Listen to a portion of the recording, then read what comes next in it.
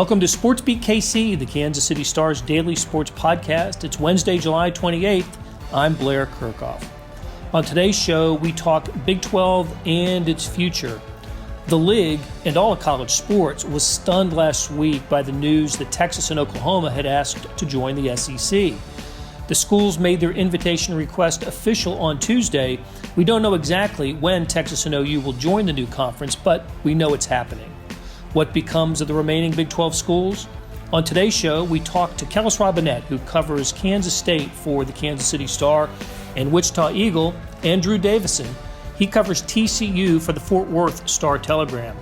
We break down the situation, discuss best options for the remaining 8 schools, and take a guess at how the college landscape may shape up in the years to come. Let's get started talking Big 12 and college sports.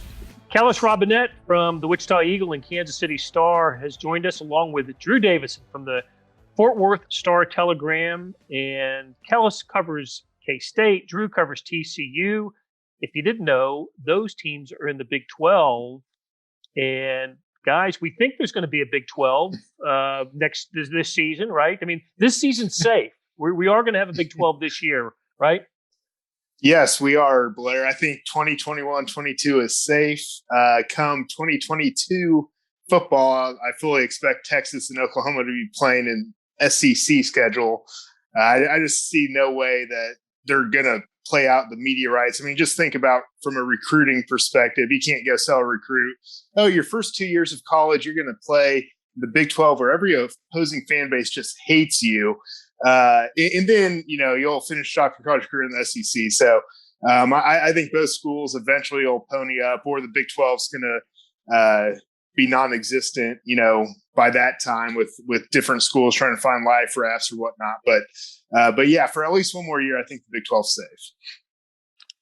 I think we got more years than that of the Big 12. I don't know what the Big 12 will look like after 2022 or 2023. I definitely disagree with Jamie Pollard at Iowa State, who posted a video yesterday who said that it was going to be there at the 2025 and Oklahoma and Texas would be in the league no matter what that long.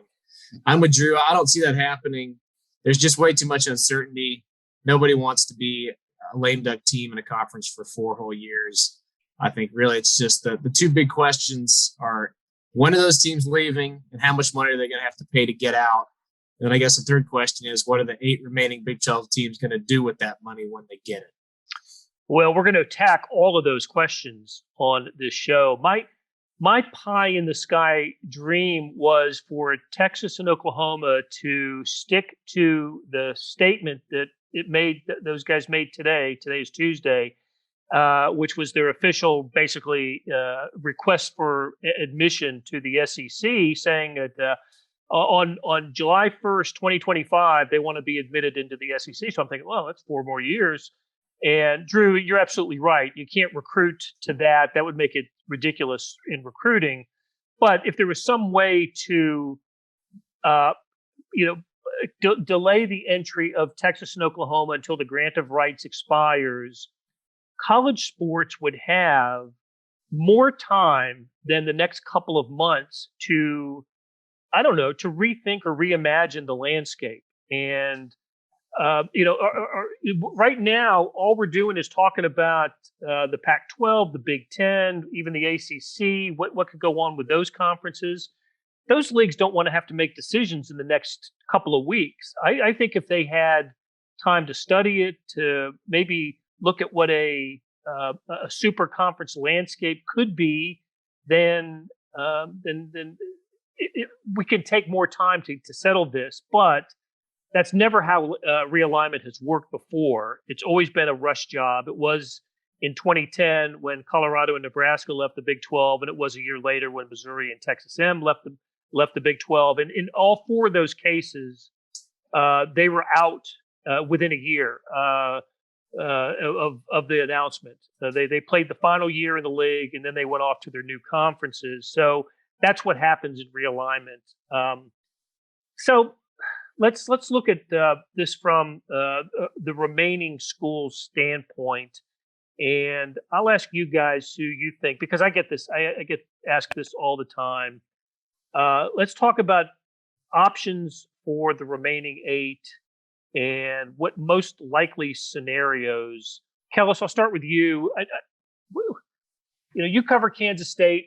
I don't know what their most likely scenario is, but to me, their best scenario is the Big 12 staying together in some form or fashion.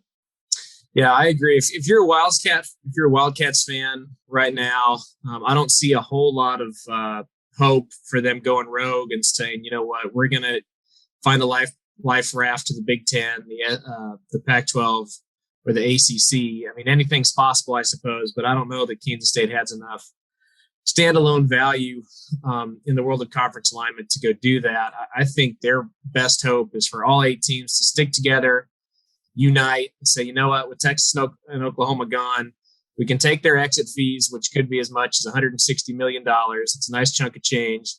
Use that to prepare for any kind of debts we might run into.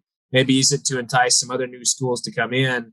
And if you do that, I mean, we've seen the Big 8 work before with some other teams. I'll call the remaining 8 the Big 8 for these purposes. I like you take the Big 8, you add the 4 best teams available to get back to 12. And I don't know who those are. Maybe it's Houston, Cincinnati, BYU, Central Florida. You can maybe say Memphis. Any of those teams like that. I know some have suggested maybe you bring in one of the Arizona schools, tell Colorado to come back. I don't know how realistic that is, but I do think it's possible that if all 8 schools stuck together, they could poach the best teams from the Mountain West, the AAC, and still be a pretty viable league. They wouldn't be what they are now. They wouldn't make $40 million in TV revenue, but they make enough to be competitive. They'd be a very, very strong basketball conference with KU, Baylor, and the other teams are bringing in. Houston was in the Final Four last year. It'd be a great basketball conference. Would they play fun football? Whoever wins the thing would get an automatic bid into the expanded playoff. And we've seen Baylor, TCU, Oklahoma State, Kansas State, they've all fielded teams capable of winning games in the playoff and making some noise there. So if they can unite and have it where not everybody's out looking for themselves, I think there is a viable path forward. And for a school like Kansas State, I think that's their best path. Maybe there is 1 or 2 teams not named Kansas State that has better options. And for K-State, I think that's what they're hoping for. Yeah, I mean, I would agree, like K-State, KU, Iowa State, there's something special about, the basketball tournament in Kansas City. It'd be great to keep that intact, especially for those fan bases, just essentially being in the backyard, so to speak. And then if you look at TCU, Baylor, Texas Tech, you got the football championship right here in AT&T Stadium, home of the Cowboys. So there is some appeal to trying to make the Big 12 stay together, especially for a school like TCU or K-State, where, you really could be on the outside looking in. But I think the harsh reality is if the ACC extends an invite to West Virginia or Kansas, they're gone. If the Big 10 makes hands something to KU or Iowa State or whoever, they're gone. The Pac-12, if Texas Tech has the landing spot there, they're gone. So as much as you'd like to think the 8 would band together, I just don't see it as being too realistic. But I think for the near term, and kind of like you said, Blair, maybe you kind of run out Big 12 as long as you can and kind of see where the college landscape is in 3 or 4 years. I think that would be beneficial to some other leagues as well as the 8 remaining schools. Well, you both have commissioner futures. You both good ideas. Look, you bring up some good points. Let's start with Kellis. I like the schools that you named as possible additions to a Big 12. I have long advocated Houston as a Big 12 member. I think it was mostly Texas that kept Houston out of the conference. Was about 5 years ago when expansion was last on the table, when the Big 12 explored it. I think with Texas and Texas A&M and the SEC, if the Big 12 remains intact, that the conference should plant a flag in downtown Houston and say, the urban school is ours. And if you want to play in a solid conference and play in the state of Texas, you can come to the University of Houston. You don't have to go to A&M or UT. So I think that would be target number 1 for the Big 12. I also like Cincinnati, assuming if West Virginia stays in, Cincinnati gives West Virginia a team that's something of a travel partner. BYU has always been a curious program. I think Texas is also the one that kept BYU out of the discussions over the years. And Central Florida, of course, was an attractive school to the Big 12 in terms of the expansion talks a few years ago. But again, that never, I can remember being in a press conference in Dallas with David Bourne, the Oklahoma president, basically putting the kibosh on expansion. Said they explored it. Nobody's going to bring additional value. We'd have to cut the pie, two more slices or whatever it would be at the time, and it just wasn't going to make sense for them. But if the Big 12 stayed together, it certainly would make sense. And Drew, the idea of this hits home for people in Kansas City, the basketball tournament. That's a big thing here. It's an important annual event. I know in Texas, Texas OU at the Cotton Bowl is a major event, and I've covered a lot of those, and I've told people there that as important as that game is to Dallas, the Big 12 basketball tournament is equally important in Kansas City and to Kansas City. So I think that whatever it takes to preserve that should be strongly considered as teams go forward. Having said all that, and having filibustered here, I'll let you guys chime in here, but there's no doubt that if the Big Ten came to Kansas and or Iowa State, or if the Pac-12 came to Oklahoma State or Texas Tech, that they would and should accept an invitation to those leagues. Do you agree with that? Yeah, I don't know how you can't, if stability and whatnot. The big thing to me is I do kind of like me personally as a fan. I think if you add Houston, Memphis, Cincy, that's you strengthen your basketball league. You like we said, you keep the Big 12 tournament, but if one of those bigger conferences comes calling, I don't know how you stay back. And we'll take the go from 37, 40 million payout to 20 million. Oh, well, the Big 12's going to pay us 50 plus million, or the Big 10, excuse me. So I think any of those schools will. The Pac-12 to me is kind of, as much as the Big 12 wants to merge with them and maybe have some sort of scheduling alliance, they're not.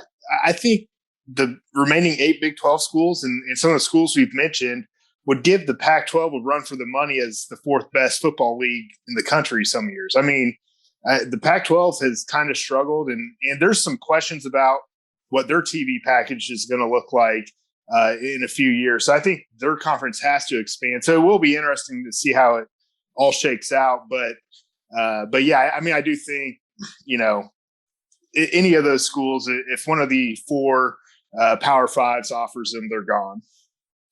I think definitely Big Ten. I don't know how you would turn that down. ACC, I don't know how you would turn that down. SEC, you definitely wouldn't turn that down. I think there's maybe some doubt on the Pac-12. I think probably still any team that would get such an offer would leave, but it's not necessarily a slam dunk for me. We don't know what they're going to look like soon. But it is debatable though. That they have USC, they have Washington, they have Oregon, but even none of those teams were really on the level of USC and Texas. So there's kind of an interesting, poll there, just like Drew said.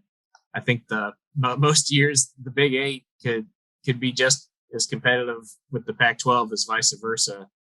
It would really come down to money in that scenario. I think this is kind of where Blair's point comes in. If people would, give this a year or two to shake out and then make a decision, I think what people would do would be a lot different than next week, if you know what I mean. Because right now everybody's just panicking. If you're a fan of a Big 8 school right now, you just want to know where you're going to be, right?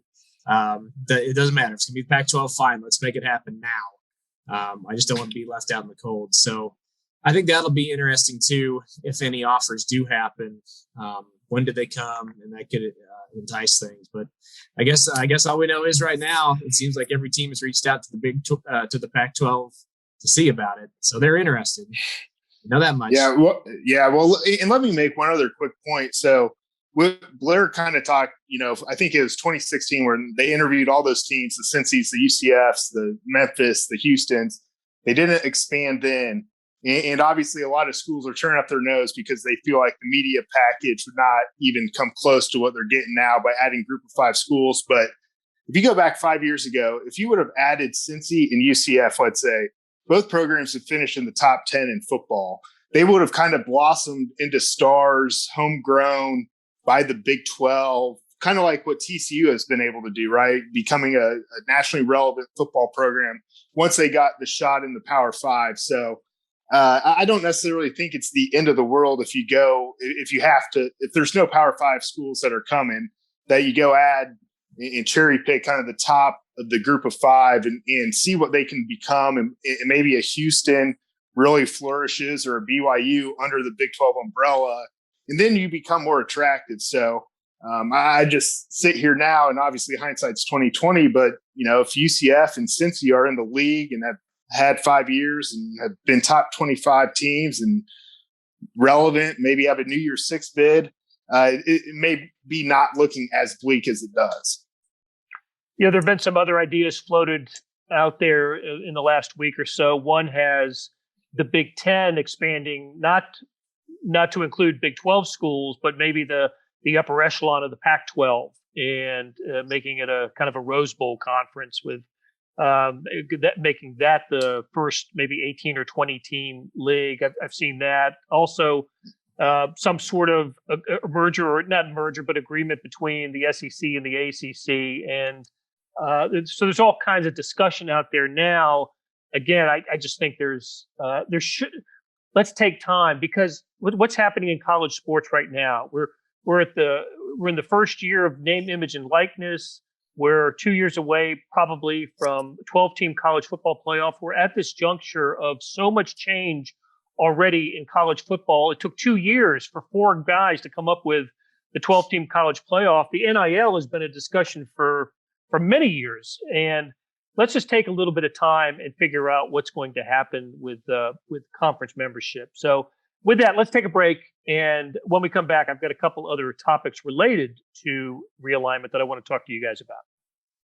We're back with Kellis Robinett and Drew Davison, and we're talking about realignment in the college sports landscape. And guys, I think we covered a lot of the possibilities for conference membership for the Big 12 and what might happen with super conferences. I wanted to take this conversation to a point where sort of the daily business of college sports, and of course it's all about recruiting in every college sport. So let's just say the Big 12 remains intact, and they either stays at 8 or adds a couple of members to 10. They lose their $37 to $40 million annually from TV. That gets cut in half. So it's diminished in sort of in a brand way. They're diminished. Does that change the recruiting landscape? We'll just call it for football. We'll just say for football. And the reason I bring this up is, if TCU wasn't already getting a player, already beating an SEC school or Texas or Oklahoma for a guy, does conference membership affect that, or would have an impact on that? What do you think, Drew? Yeah, I absolutely think it does. And I think TCU would have to work that much harder, right, to find the hidden gems and whatnot. And I think the biggest issue for TCU in the state of Texas is now the SEC was already kind of open with Houston or A&M kind of opening up the Houston market. But now that Texas and OU are in the SEC, I think the floodgates are open. And I think, Tennessee will walk into the state of Texas and feel they can get a guy just as much as an A&M or a Texas. So we'll kind of see how that shakes out. But yeah, I think it makes it that much harder for TCU. But with that being said, I mean, TCU they've always kind of prided themselves on finding those hidden gems. And, Andy Dalton, kind of flourished in the Mountain West, and Jerry Hughes played in the Mountain West when they won the Rose Bowl in 2010. So I think, it's not doom and gloom, but it is going to be a lot harder to get those type of players because, everyone especially if you look at the NFL draft numbers, the SEC is kind of the place to be, so to speak, if you want to go pro and make it. But obviously other conferences and leagues produce big time players too. And so it's not the end of the world, but it certainly makes an uphill battle even that much tougher for a school like TCU or Baylor or Texas Tech even. Leaving that LaDainian Tomlinson there, huh? Yeah, well, I was trying to go a little bit more recent, but yeah, LT was from Waco, and actually, I think he joined when they were in the Conference USA, so he truly flew under the radar. So that's just another miss, so to speak, by some of the powers in Texas letting him land at TCU. Here's where I come down on this. There are, what is it, 100, somewhere between 125 and 130 FBS programs, right? Division I programs. I don't know, the number changes every year, and one or two get added every year. And every program has the same number of scholarships. So given that equation, there are the same number of recruits for the same number of schools every year. Why would conference affiliation change the math on this? So if you get what I'm saying, if Texas and Oklahoma and Alabama and Florida and Georgia, can't get everybody, there's still going to be there's still going to be players that Kansas State and Iowa State and TCU will be in the market for that aren't going to those the super rich of college football. And if I'm a college football assistant coach and I'm on the recruiting trail, I think especially if I'm in a market like Fort Worth, I can sell name, image, and likeness to a recruit there, and there's all kinds of business opportunities for that recruit. So maybe I'm not thinking about it right, but it just I'll be curious to see if we haven't had this happen in college sports in a way that it could happen, where programs like Kansas State, Iowa State, which for the entirety of their existence, 120 years or so, have always been in the top level of competition, and starting in a year or 4 years, they might not be there. And what happens to them from a brand standpoint or a recruiting standpoint? Yeah, there's a lot of uncertainty there. And I'm not really sure what the answer is in regards to at least K-State recruiting. I don't know that it will have the greatest effect here, just because I can't really give you a name of somebody that they beat when they're going head to head with Texas or OU when they're in the same conference. So I don't know that that'll make a huge difference. They have occasionally, Jake Rubley was a 4-star quarterback who had offers from LSU and some other big places. They landed him. So it's not impossible. But I'm kind of with you. I don't know that it'll have the largest impact, because most of these schools are looking for, guys they can develop anyway. And it's not like by moving to the SEC, Texas can now sign 50 dudes a year. That would be a heck of a advantage if it was. But yeah, there's still going to be people who want to play in Kansas, And I mean, it could make it harder, because you hear all the time when I ask recruits, hey, why'd you choose Kansas State, especially guys from Texas? It's because I want to play in the Big 12, and I'll still get to play in Texas a lot. So I'm going to Kansas State, and they're in the same conference. So I think if whatever the Big 12 looks like, or whatever conference these guys are in a few years, if they still have access to Texas, if they're still one of the top 5 conferences in the country, even if it's not called Power 5, I don't know that it'll diminish recruiting all that much. But if you're going up for a guy who legit has NFL aspirations, maybe it makes it harder. Maybe it makes it harder for K-State to keep a guy who grew up in Wichita and has offers from Tennessee and Arkansas to stay and go to K-State instead of going there. But overall, I don't see a huge impact. We'll see, though. That's a good point, Kellis. All right, let's. This is all football driven, of course, but colleges, in case you didn't know, play other sports as well, and including men's basketball. We talked about maybe the impact on the conference realignment would have on the Big 12 tournament in Kansas City. I wanted to run this by you guys as well. Things I think about. Um, what I've seen in college basketball historically, but it's especially true over the last several years, is you don't have to have a power football program to be really good in basketball. And Kansas is living proof of it. But other schools like Villanova, Gonzaga, you can say Butler, Creighton. Now, those are private schools as well. And so there's a difference in the structure. We're not talking about big state universities. But, I'm just, thinking, can a Kansas State, Texas Tech, any school that just, where basketball is really important, maybe it'll be that way at TCU one day with Jamie Dixon, but can they live happily ever after in a reduced or diminished football conference, reduced brand football conference, and maintain their basketball bona fides? I think they can, mainly because what you just mentioned. Gonzaga is in one of the worst basketball conferences in the country, and they're amazing. Doesn't stop them. Creighton, no football. Villanova, no football. Baylor, most years, doesn't have good football.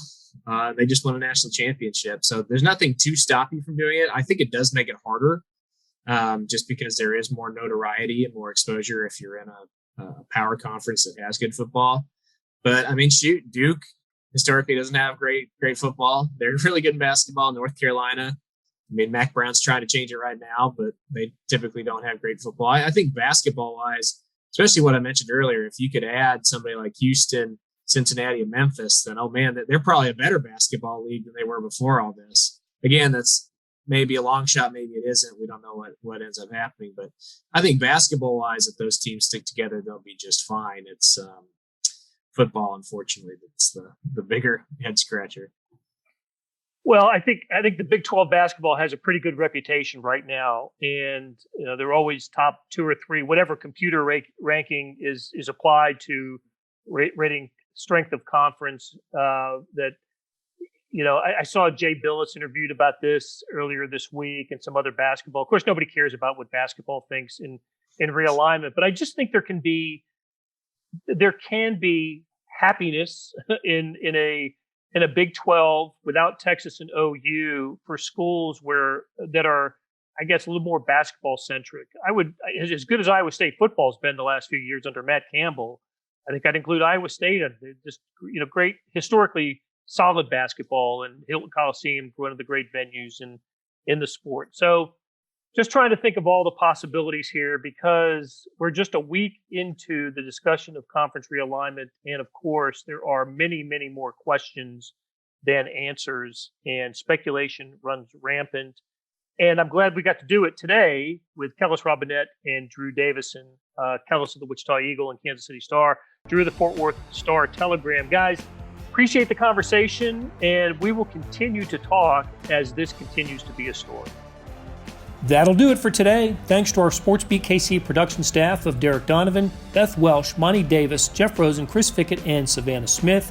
Tip of the cap to Kellis Robinette and Drew Davison for stopping by and talking Big 12. Links to their stories can be found in the show notes, and Kellis's stories can be found on kansascity.com and kansas.com. Hey, we have another deal for you. You can subscribe to Sports Pass for 99 cents a month. That's right, 99 pennies a month. Sports Pass is the online version of the Star Sports section. You get all the stories that appear in the print editions of the Star, plus additional stories that appear only on the website, and of course they're posted first on kansascity.com.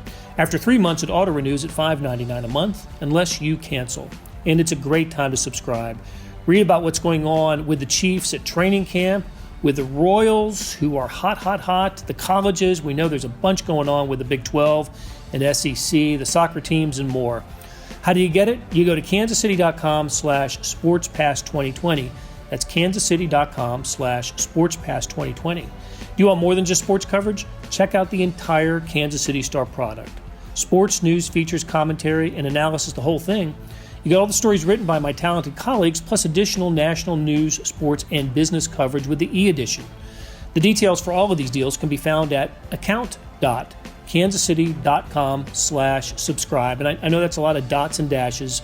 So if you have any trouble hunting down any of those offers, you just send me an email, bkirkhoff@kcstar.com. I'll get you to the right place. So whether it's the Sports Pass or the full subscription, you're getting and supporting the best sports and news coverage in Kansas City and helping us produce programs like Sportsbeat KC. Thanks for listening, and we'll be back on Thursday with another episode.